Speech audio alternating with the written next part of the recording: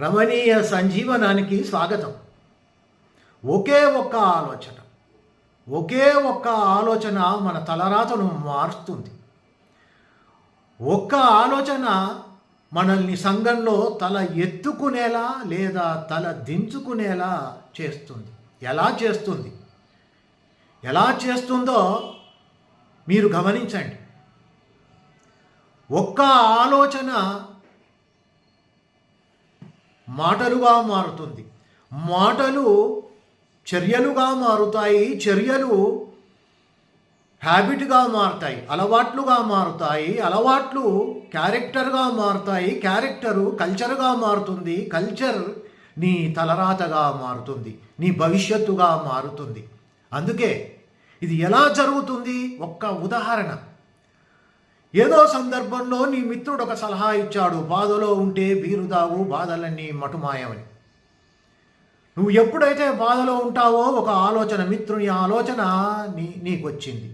వెంటనే మాట రూపకంగా ఫోనులో నీ మిత్రునికి వెళ్ళింది, అరే బాబు నాకు ఈరోజు బాధగా ఉంది, మనం బీరు తాగుదామా అని. వెంటనే అది ఒక చర్యకు దారి తీసింది. బీరు కోసం బారుకు వెళ్ళారు, బీరు తాగారు, బాధలు పంచుకున్నారు, చీరు కొట్టారు, షేర్ చేసుకున్నారు, ఇంటికి వచ్చారు. అలా మళ్ళీ బాధలు వచ్చినప్పుడల్లా బీరు కొడుతూ, షేర్ చేస్తూ, చీరు చేస్తూ ఉంటే అది ఒక అలవాటుగా మారుతుంది. ఆ అలవాట్లు పదే అదే అలవాటు నీ క్యారెక్టర్గా మారుతుంది. నీ క్యారెక్టరు నీ కల్చర్గా మారుతుంది. ఒక వ్యసనపరుడుగా నిన్ను సంఘం గుర్తిస్తుంది. నీ కల్చరే నీ విధిరాత, నీ భవిష్యత్తు. ఇప్పుడు నువ్వు ఒక వ్యసనపరునివి, నీకు బాధలు పోలేదు కదా, బాధలు పెరిగాయి, ఆర్థిక ఇబ్బందులు పెరిగాయి, ఆరోగ్యం చెడిపోయింది, కుటుంబ కలహాలు పెరిగాయి.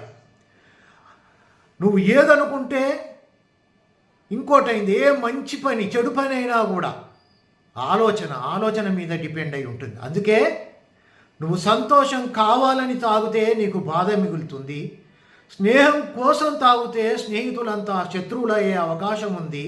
ధైర్యం కోసం తాగితే పిరికివాన్నైతావు. సమస్యలు మారుద్దామని తాగితే కొత్త సమస్యలు వస్తాయి. నిద్ర రావాలని తాగితే నిద్ర లేకుండా పోతుంది. స్వేచ్ఛ కోసం తాగితే బానిసవైతావు. మొహమాటం కోసం తాగితే మొదటికే మోసం వస్తుంది. పెగ్గు మీద పెగ్గు వేస్తే పేషెంటు అవుతావు. స్వర్గం అనుకున్నాను అని అనుకుంటే నరకంలో పడిపోతావు. తస్మాత్ జాగ్రత్త. I wish you all the best.